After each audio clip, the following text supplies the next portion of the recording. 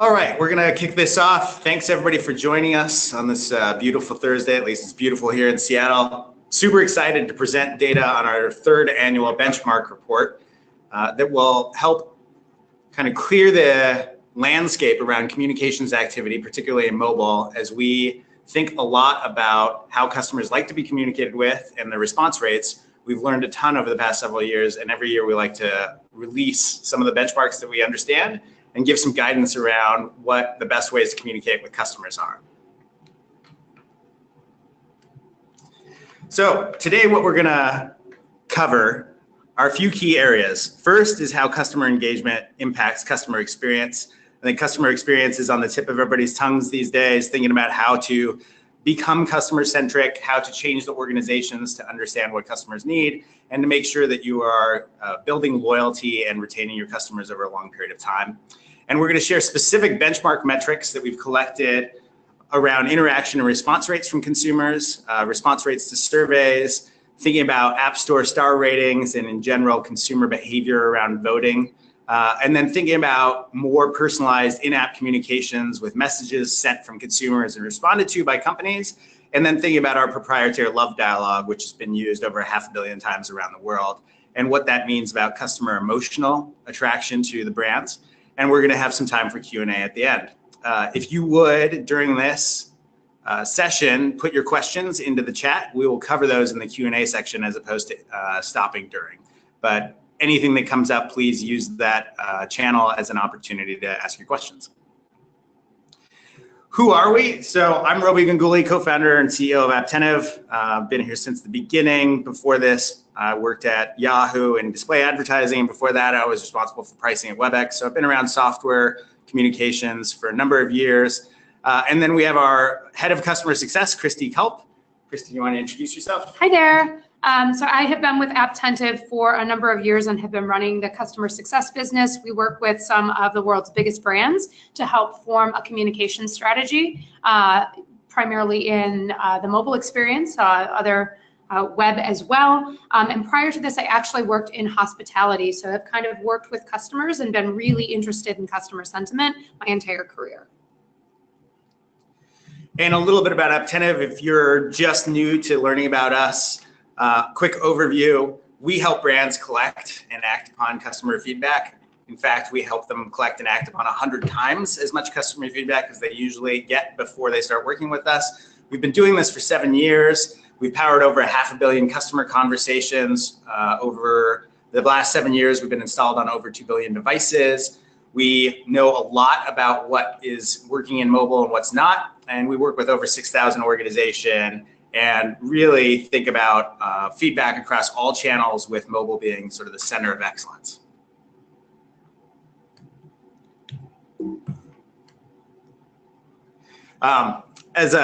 Digging deeper into that, we've seen this across many industries, from retail to food and drink to lifestyle and finance. Media and entertainment and the technology industries are all places where we work with brands you know and love.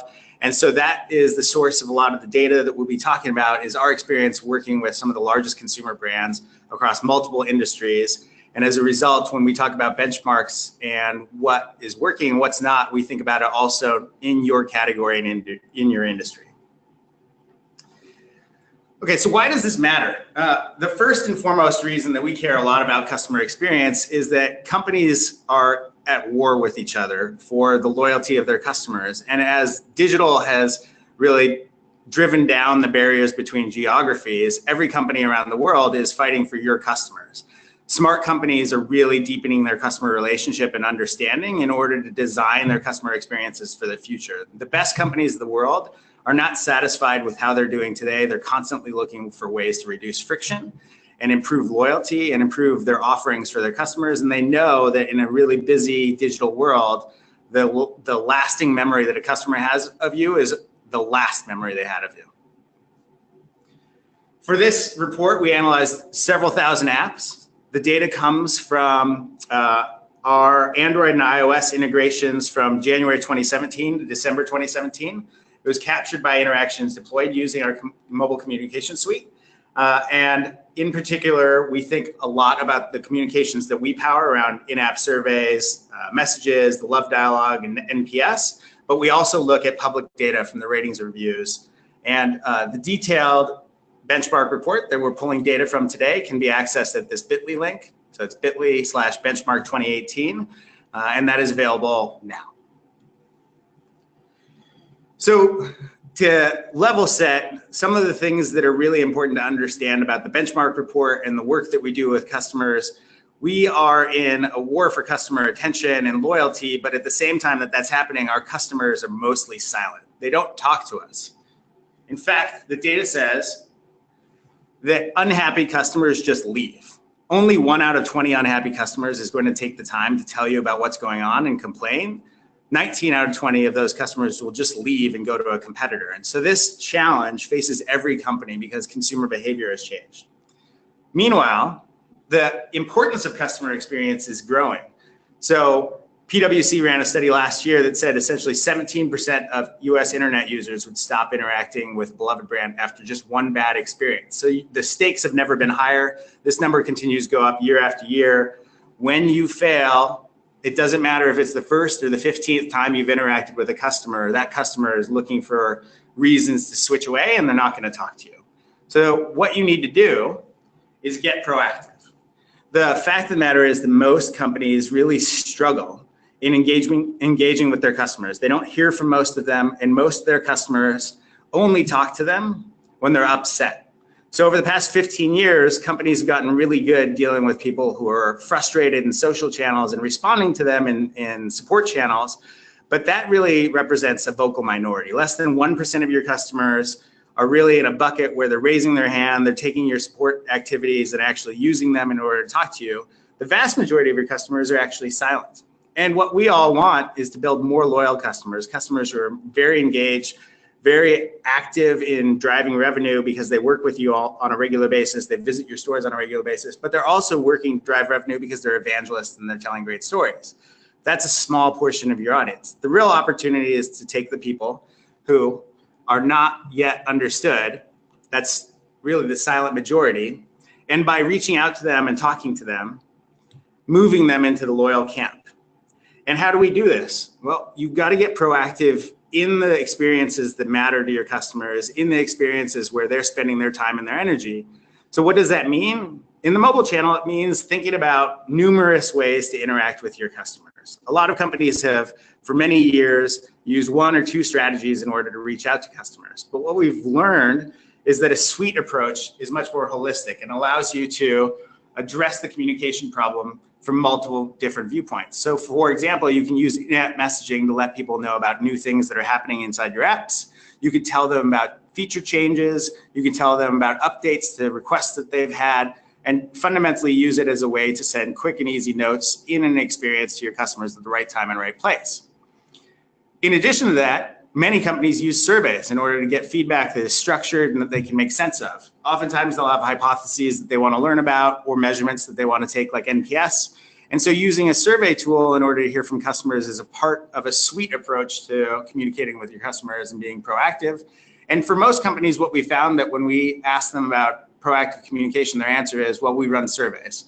And we know that that's really powerful, but it's not the whole suite. What you also need to be able to do is, in your approach to being proactive, provide customers with not just structured feedback mechanisms like surveys, but open-ended feedback mechanisms that allow people to say, I'm not happy and here's why. And so supporting open-ended feedback is really rich and powerful because it allows you to have deep conversations, even in a support use case, that then pull back into your suite for analysis and understanding of customer sentiment.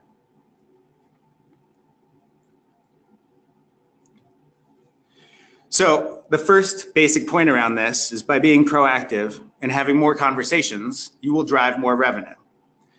There are a couple reasons for this. The first is that most companies really struggle with retention. In the iOS and Android apps that we've seen and worked with for the past 7 years, it's very, very common to see most of your customers disappear within a month of downloading your app. That is to say, they download your app and then 30 days go by and they're not still using it.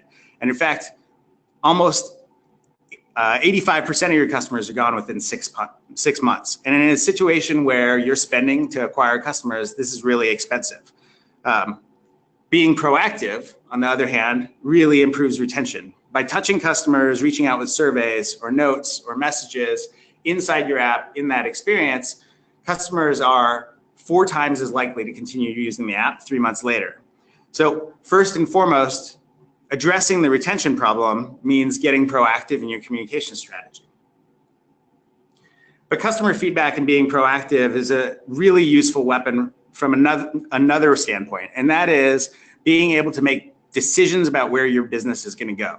So imagine that you have 100 customers. As we talk today about some of our benchmarks, the best customers of ours are hearing from 17% of their audience on a regular basis. So if you have 100 customers and you're hearing from 17 of those customers, you now have an avenue to learn in multiple different ways. So for example, 10 of those customers could be utilized as focus groups to study what you need to be doing next because they're in your core audience. You want to understand where you should build features and capabilities for them. So you can use a portion of the people who you're hearing from to actually conduct essentially focus groups with core customers. You can also release new features, and with several of the customers that you're hearing from, iterate quickly because they're using the new feature. So an example of this is that some of our customers, when they roll out new features, are obsessive about the analytics, and they understand what people are doing and what's going on, and they understand if any of their metrics have moved.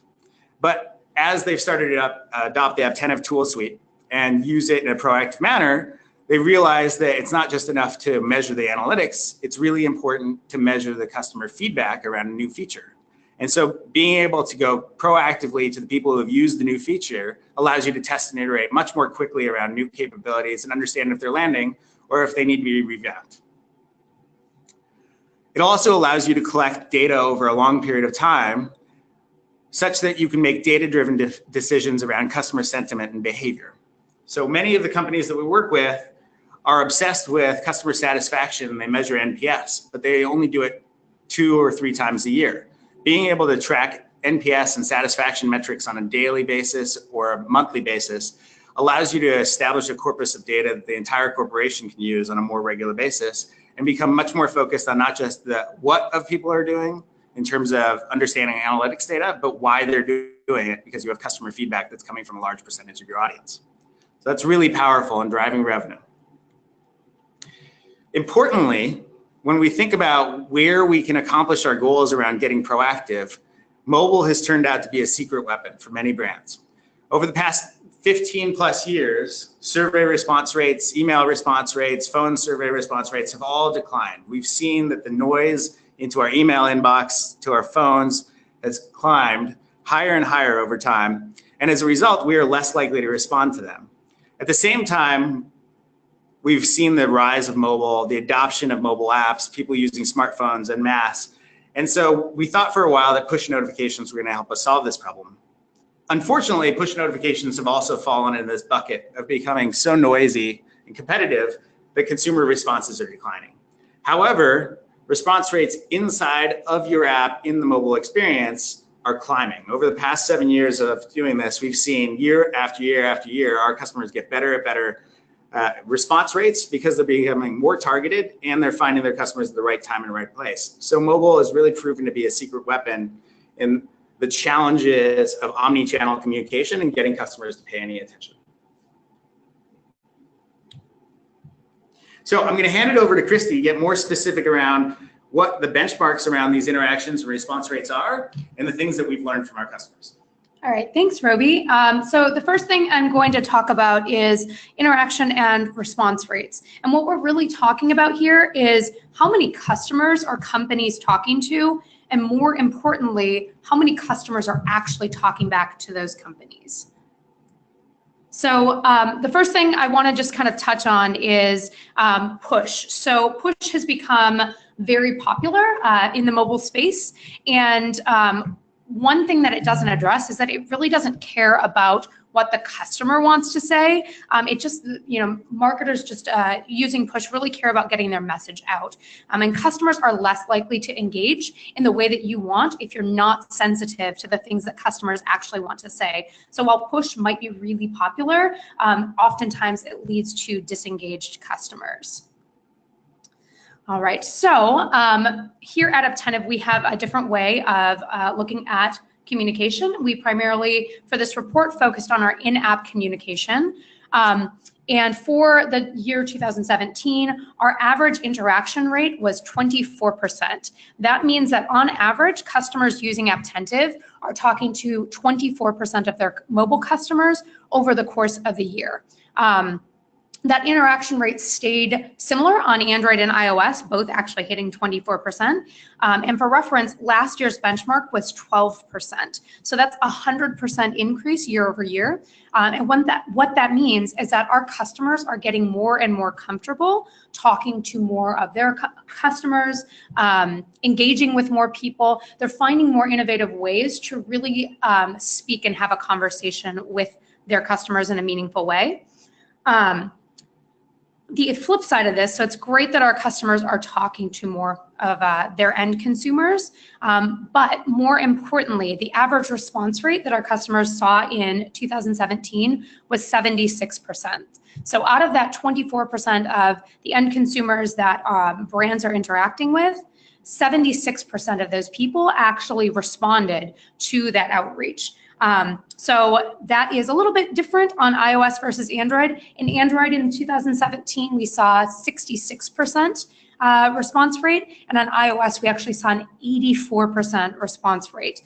For reference, last year's response rate was 65%, so we saw a 16 percentage point increase year over year. And what that means is that our customers are actually paying more attention to context. So the brands are really following best practices that we put out in interacting with customers at the right place and right time and with the right message.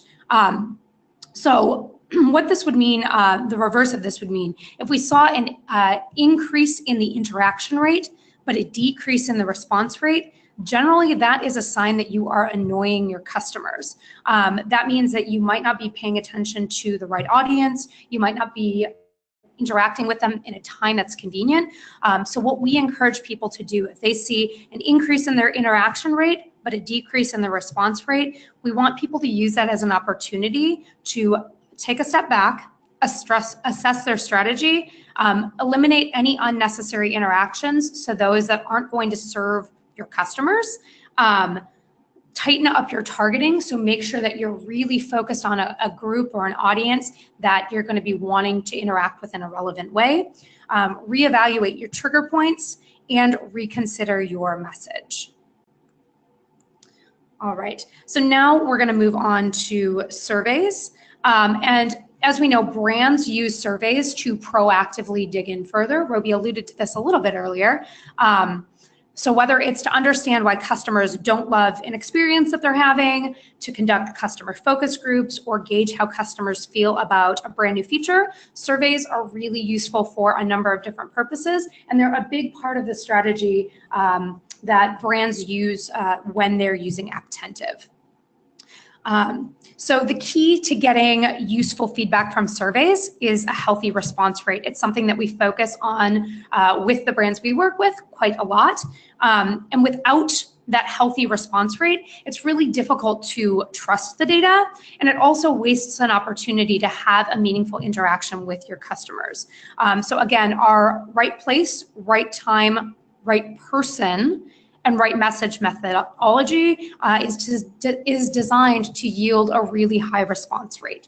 So in 2017, we actually saw quite a big jump in our year-over-year response rate. So 17% of people who saw surveys inside of mobile apps last year actually responded to those mobile apps.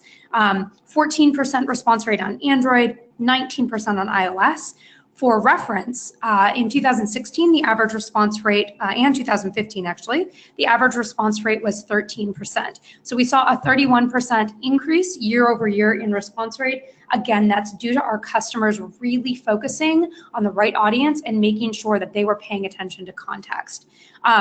So while we've seen an increase with our customers, 31% year over year, even in previous years, our response rates have remained really high. So the average industry response rate is 1 to 3% that companies see back from surveys. So 15, 17%, those response rates are just so much higher than what we're seeing in the industry. And some of our customers have actually been able to achieve response rates of up to 60% on surveys because they're making sure they're targeting in the right way. All right, so we wanted to give you a few tips to improve on survey response rates. The first is keep it short and sweet. Within a mobile app, there is very limited real estate, so make sure that you are keeping your surveys 4 to 6 questions or fewer. Number 2, have a goal in mind and be very, very laser focused on that goal. If a question does not serve the purpose of meeting that goal, scrap it from the survey. Target the right audience. So you'll hear us talk about this a lot, but make sure that you are targeting an audience that has relevant experience who can actually give you meaningful feedback on that survey. Personalize it. So instead of asking, sterile questions, you're going to get a higher response rate by saying things like, how do you feel? What did you think of this? Talking to the people as people and asking them about you, using words like you and I and, like I mentioned, feel. That's going to help to get a higher response rate. Choose the right place and right time for your survey. So don't ask customers to give you feedback when they're in the middle of doing anything else. For our customers, we like to recommend things like back buttons or close buttons within their mobile apps to indicate that a customer has finished something. The way we like to explain this is imagine that you are going shopping, you're in a store. They're not going to come and ask you if you want a fitting room right when you walk in the door. They're going to wait until you have a few items on your arm and then ask you if you'd like a fitting room, ask you if you need a different size. Use that kind of context in your mobile experience to make sure that you're asking people the right questions at the right time and place. Another big one for us is allow open-ended feedback. So make sure that you are not assuming that you know exactly what the customers mean. Give them the time and space to elaborate on their answers. And also within surveys, if that's the main primary way you're going to be interacting with customers, ensure that they have an outlet to be able to talk to things that they just need to vent about.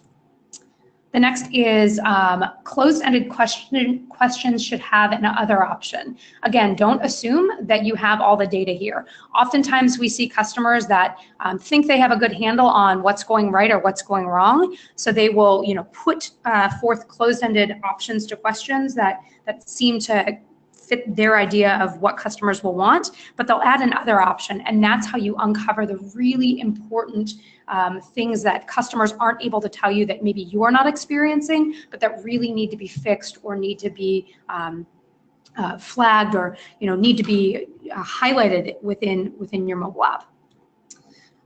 The next one is use caution when requiring questions. So here at Apptentive, we like to suggest that brands only require a question if it is the pinnacle to that survey. In a mobile world, when people are scrolling, they're not going to want to go back and figure out what question they missed because of the screen real estate. So only require the question if it is the one that has to be answered in order for the survey to be successful. And then our last tip is analyze the results. This sounds really obvious, but very often people run surveys and then don't take the time to actually go back and read what people have said. So if you're going to speak to your customers, make sure you are learning from the things that your customers are saying. All right, and then I'm gonna go through just a really quick example of a customer that's done this right. So one of the big brands we work with wanted to get some feedback on a new global feature that they were going to be rolling out when they had it in just a small market. So they put a survey out and they received 500 responses within a couple of days just in that limited market. From that, they were able to iterate on some of the things that were going right, some of the things that were going wrong. Then they were able to launch in some other markets and get 6,000 pieces of data on this brand new feature right when it came out. And the end result was, because they were asking people at the right place in the right time, and because they were making sure to worry about the customer experience and not just launch a new product and not ask questions, they were actually able to launch this global initiative a quarter early. And it's one that is used to create revenue in the app. So imagine if you went to your CEO and said, you know, with this data, we're going to be able to launch this thing that's going to make us more money a quarter early.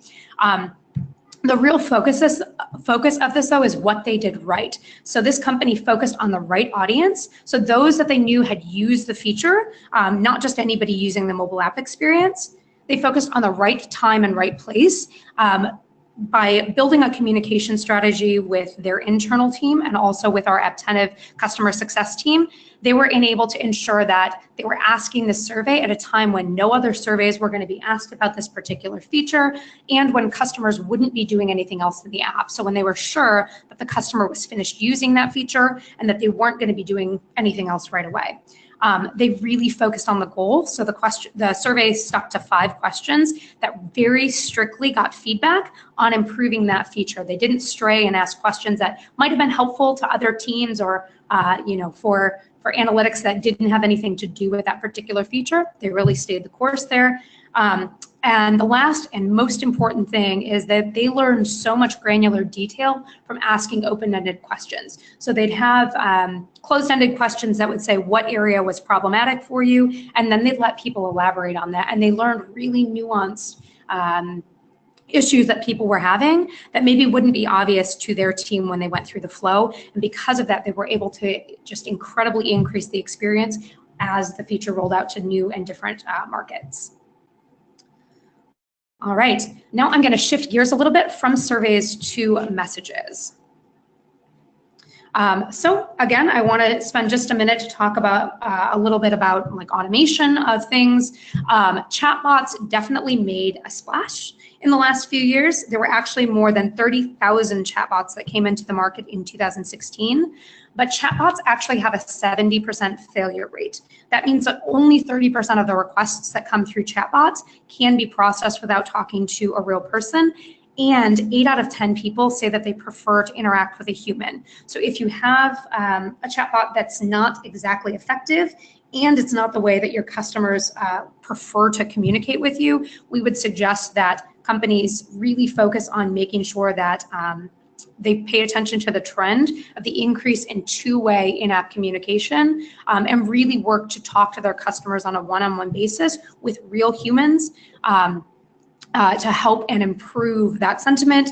And like I said, this 8 out of 10 people prefer not to deal with bots. So while bots can be used, these data points basically prove that bots can't really replace real conversation. So with Apptentive, we do have a different way of doing communication. So we have something called Message Center, which is two-way communication tool.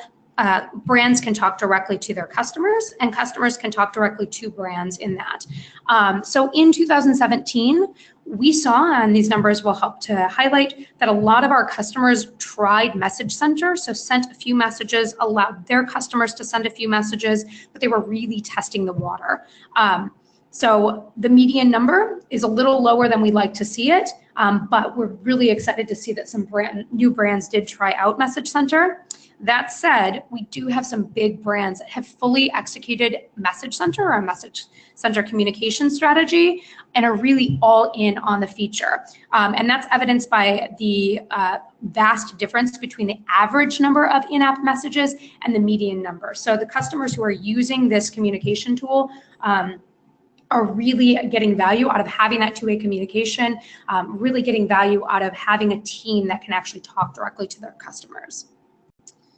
And then I do have a little bit more info on the power of this. So one of our really long-term customers that we love, IHG, has used Message Center for years. And the director of mobile solutions gave us a little quote around the fact that they look at Apptentive every day to make sure that they understand the pulse of their customer and what customers are really experiencing and saying inside their apps, and then also in their stays. And they use that as part of a larger global strategy.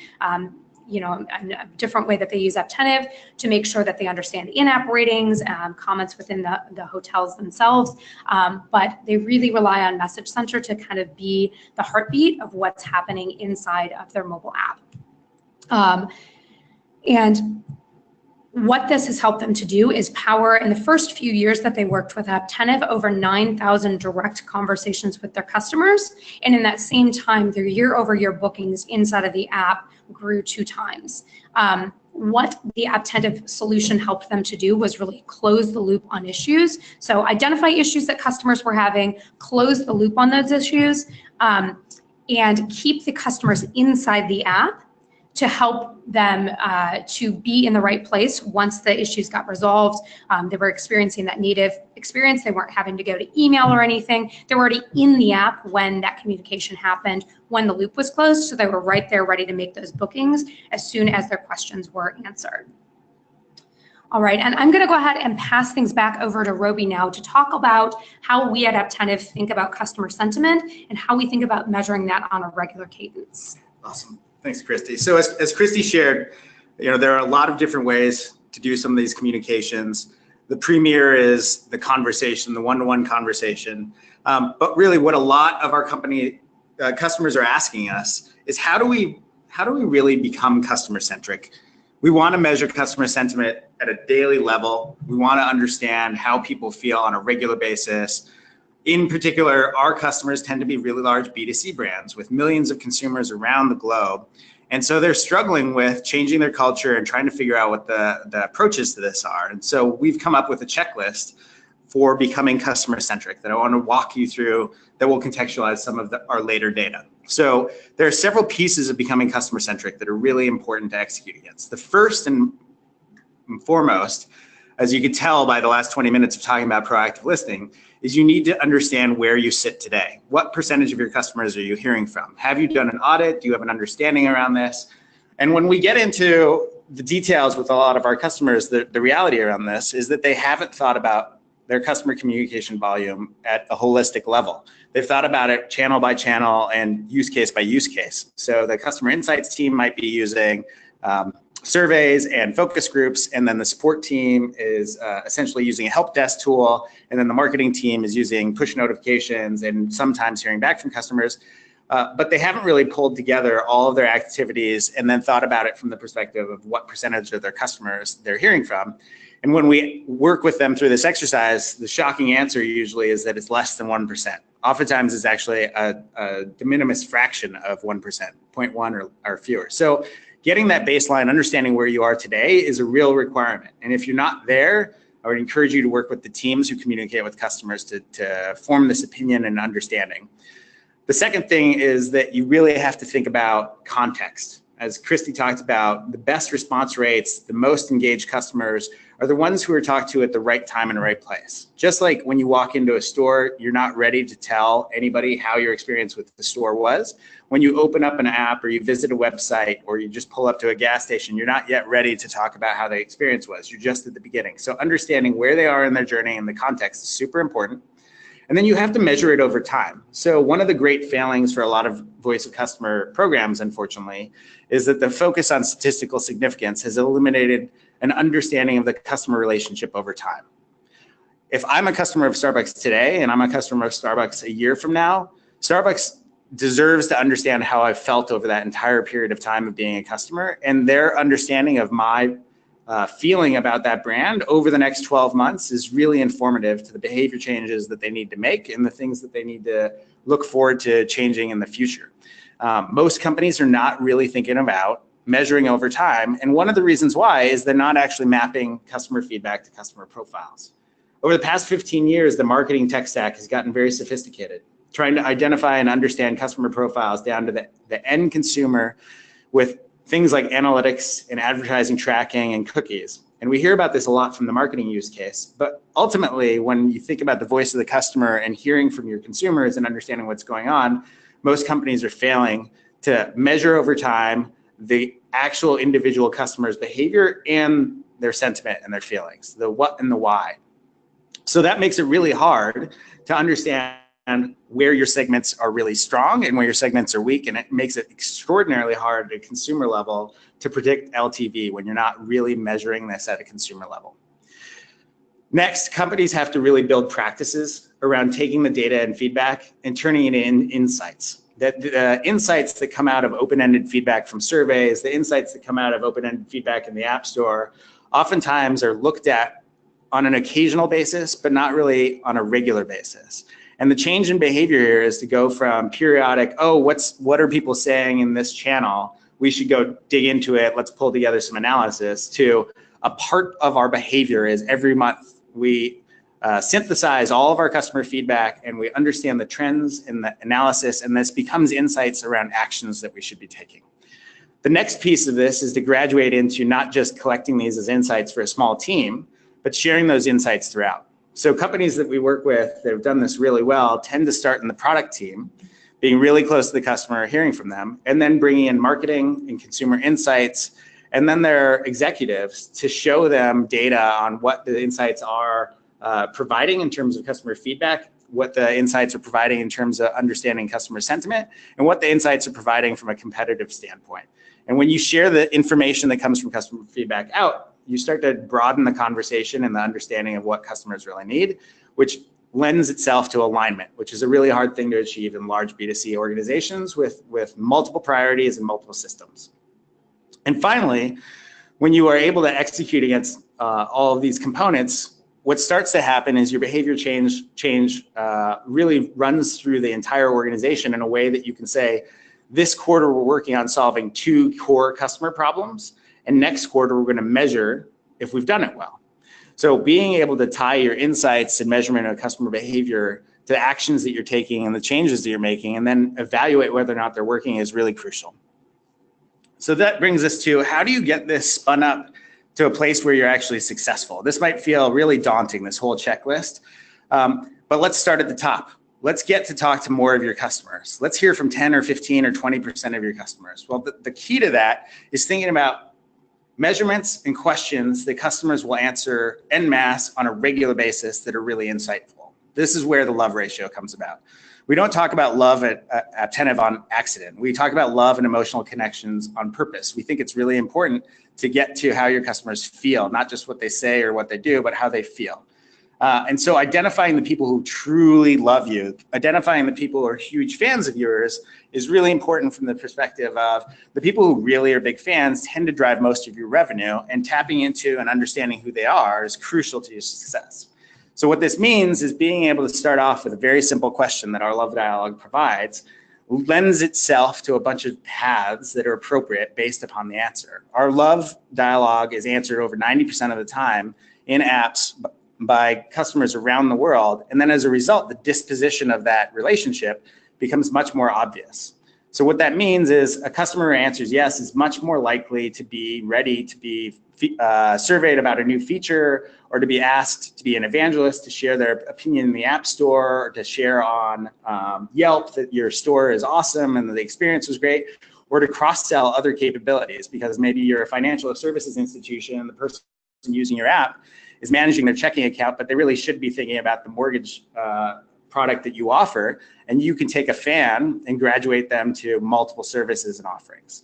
Alternatively, when you try to sell somebody on an offering that you have that they're not yet purchasing, and they've already expressed that they're unhappy with you, you're very likely to hit a brick wall and maybe even turn them off enough that they're going to leave without telling you. They just think that you don't understand them.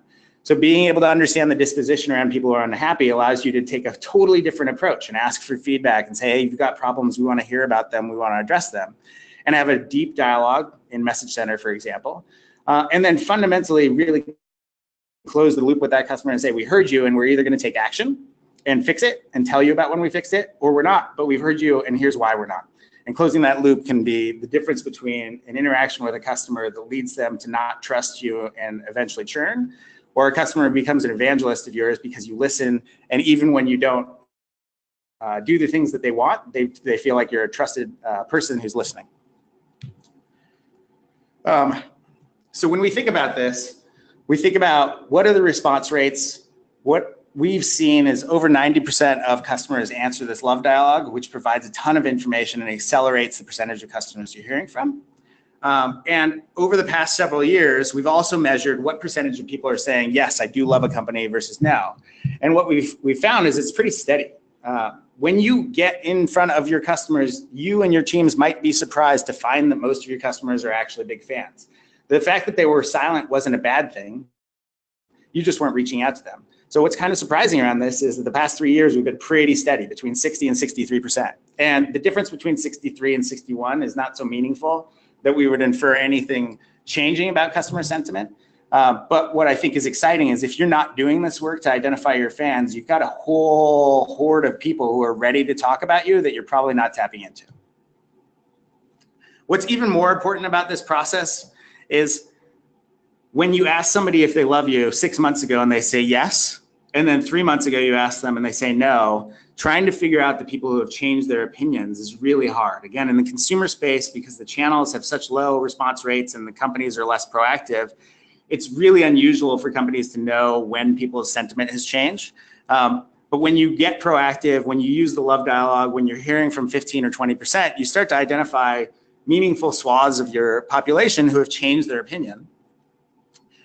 So what we saw over the course of 2017 is that actually 9% of the entire audience who responded to the love dialogue changed their answers. What that means for you and your role is that there are on average 1 in 10 people who have changed their opinion about your brand. And if you can identify that they've moved from detractor to evangelist, wow, that's awesome. You want to understand why. And if you've figured out that they've moved from evangelist to detractor, you've got to go address them and talk to them and figure out why before they churn, because that's an early indicator. So 48% of the people, to get more specific around this, have said that they have become fans from being detractors over the course of 2017. And 51% of the people actually went from fans to detractor. And so this ratio says it's approximately about half and half.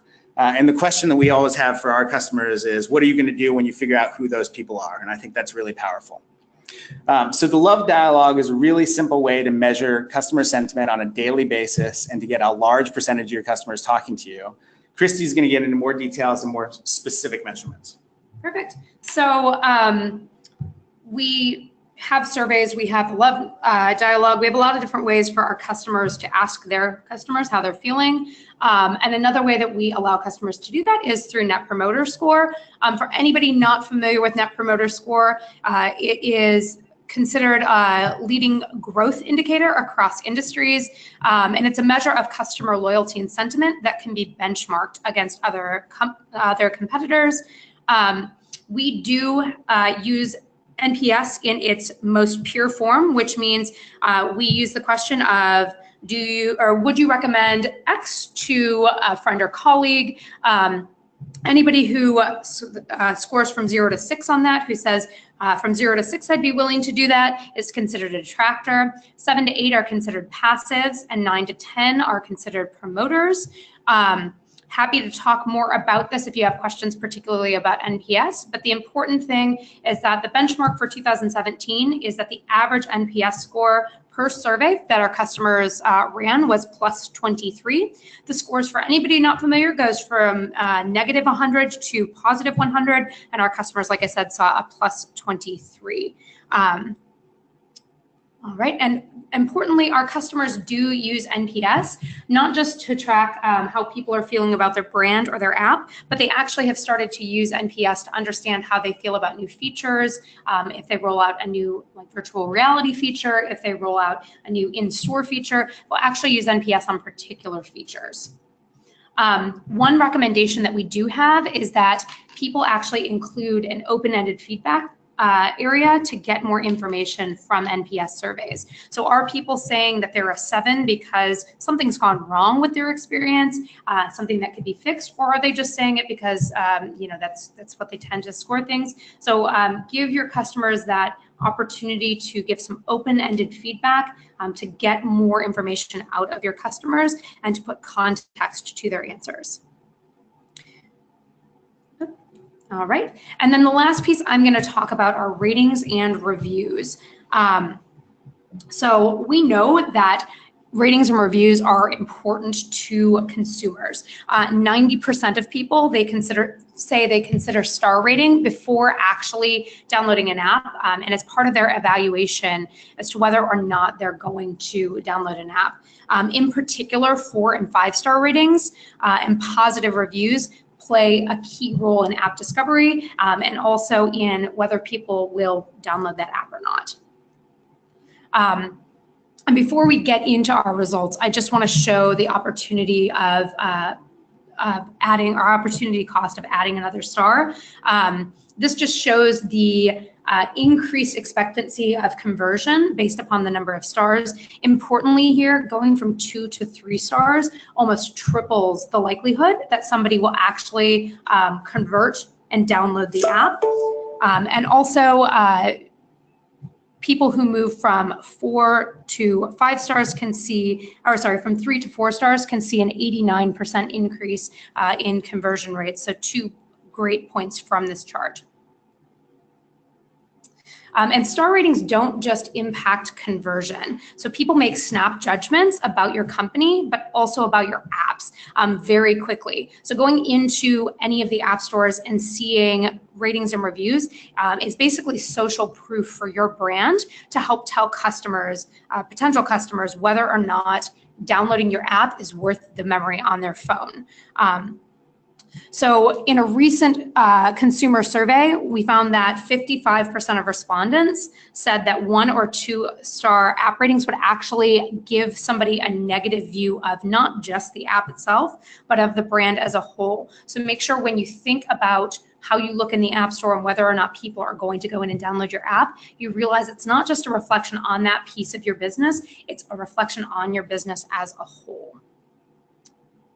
All right, so for the year 2017, we saw the average volume of app ratings jump from under 4 to almost 4.2 reviews per app in iOS, and that's largely due to the release of the iOS 11 feature that allows that in-app rating and review across the board in iOS in 2017. We saw a huge increase of volume for the number of people willing to interact with brands and give information about their experience in the app.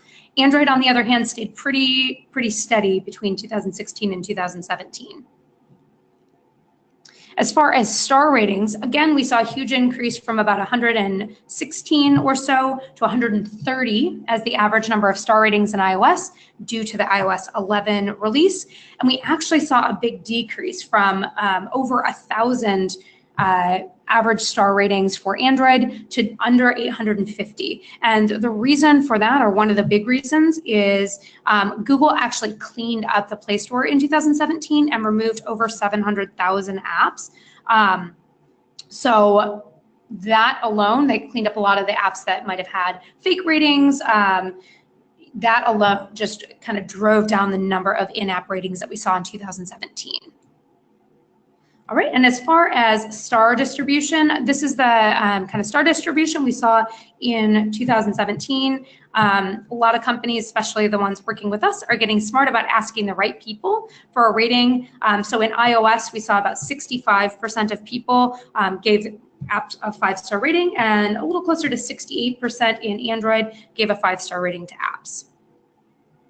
And then the last piece I want to talk about is just what this means to our customers, the brands that we work with. So working with the customer success team with Apptentive means rolling up all of this information. So we spent the better part of an hour talking to you about the metrics that we help customers to collect, the benchmarks that are created. And one thing that we do for Apptentive enterprise customers is help to roll up this information in an easy to digest way. So we help them to understand how many people they're interacting with and how that matches to their peers. So this is just an example of the report that we pull for our customers to help them to see how they're doing in context and in comparison to their peers and their competitors that are also customers, and then those that don't work with Apptentive from an app rating perspective. So if you're interested in learning more about this, please feel free, if you're a current customer, just feel free to reach out to your customer success manager. If this is something that you have not yet seen, and if you are a potential customer, we'd love to talk to you more about what these numbers mean. All right, I'm going to pass it over to Roby to talk a little bit about what we've learned. Well, this has been a full hour. So we've covered a few things. First and foremost, one bad experience is all it takes to lose a customer.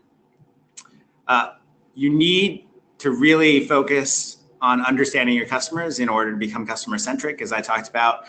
If you don't know what percentage of your customers you're hearing from, that's a big deficiency, and you should start to figure that out. Brands are actually really working and investing in becoming more customer-centric. We're very fortunate to work with some of the most customer-centric brands in the world, and partnering with them has been very educational and the foundation for this benchmark report. So people are doing this. It can be done. It's challenging, of course, but there are people who are succeeding at it. More conversations with your customers, and when I say conversations, I don't mean one way, I mean two-way, does equate to more revenue. And being able to get to the holy grail of measuring your customer sentiment at the customer level on a daily basis is possible, and you should be doing it. So for access to the full data that we've covered here in the past 55 minutes, our mobile customer engagement benchmark report is available at bit.ly/benchmark2018. And for a deeper set of conversations and even more learning, I wanted to highlight that our Customer Love Summit, our second annual, is happening July 18th here in beautiful Seattle. And what we have shared over the past hour might feel pretty dense and a little bit overwhelming, but what people learn and share over the course of an entire day is pretty incredible. Brands like Starbucks and Nordstrom and eBay and Retail Me Not and Concur and others will be in the room sharing what they do. And fundamentally, the experts are the people who are the practitioners. So we'll have people who are in your roles working on challenges like you, talking about what they're doing and how they're making change inside of very large corporations around the world. So we'd love to have you join us and meet people who are similar to you and who can teach you about what they're doing. If you have any questions after this, Christy and I have our email addresses here, so you can ping us. But I'd love to open up right now for broader questions from people who are still curious about more details. Okay, so first question. How do I know if I'm annoying my customers? Christy, can you kick this off? Because I think that this is a point of pride. Absolutely. Yeah, this is something that my team works with brands on quite often. And quite simply, the way you know if you're annoying your customers is if they're responding to the things that you're putting out. So we talked about this a little bit earlier, but if you're talking to 100 customers and you're only hearing back from 2 of them, it probably means that you are annoying your customers. So take a look at our benchmark report, understand, what percentage of your customers you're hearing with in comparison to what our customers are hearing with. And if you are hearing from fewer customers, take a step back and ensure that you are talking to the right people. You're talking to them at the right time and in the right place where it's going to be relevant to them. It's not going to bother them or stop them from doing what they were doing, and ensure that you're talking to them at the right cadence. So just pay attention to that number. All right. So the next question is, besides NPS, what other KRIs are useful in measuring the quality of user experience? Great question. So NPS, I mentioned that because we do have the benchmark on our product where you can actually get the NPS score. It measures it for you. Other things that people like to use, customer satisfaction score or CSAT, so scale of 1 to 5. How was this experience for you today? Another one that's coming about in the customer success space is level of effort. So asking your customers how hard it was to adopt what they were doing. That's a great way not just to understand how they're feeling, but actually how their experience went. And then as Roby spent some time talking about, we love talking about the love ratio or the love dialogue. So asking your customers just like, do you love us? Do you love the experience? And you can tie that to any part of the experience, but it's going to give you a more overall understanding of the customer's experience. The next question is, how are your customers deciding who to prompt for NPS? That is different for every customer, and something we love working on our customers with on strategy. It depends on what you are asking. So I mentioned that some people like to ask customers, what they're thinking about the overall brand. Some people like to use NPS for particular features. I would say that if you're asking NPS to the entire customer base, you want to open that question, or you want to, if you want to figure out what people are feeling about your brand, you want to open that question up to a large customer base. And there are ways to limit the number of responses so you're not blasting every single customer with that question. But it's really important that if you're asking an overall sentiment, you allow a really broad range of your customers to see that. So in that case, what we'd recommend is just making sure that you're asking them at a time that's convenient in their mobile experience to ask them that question, but don't limit too much who you're talking to, or you're not going to get a very representative sample. And something I would add to that is that there are really two types of NPS measurement. There's the transactional, and then there's longitudinal. And it's possible to do both, but you and your team should be really specific about what type of NPS you're attempting to accomplish.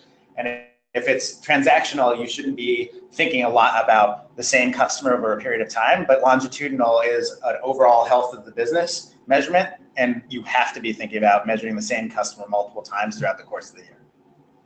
Perfect. So we are at the top of the hour. We really appreciate you all taking this time to talk to us about our benchmarks, what we've seen over the past year. I think there are a few more questions that have come through. We will follow up with you in email if you did send something through and we didn't get a chance to answer it. But yeah, thank you so much for joining. Thank you.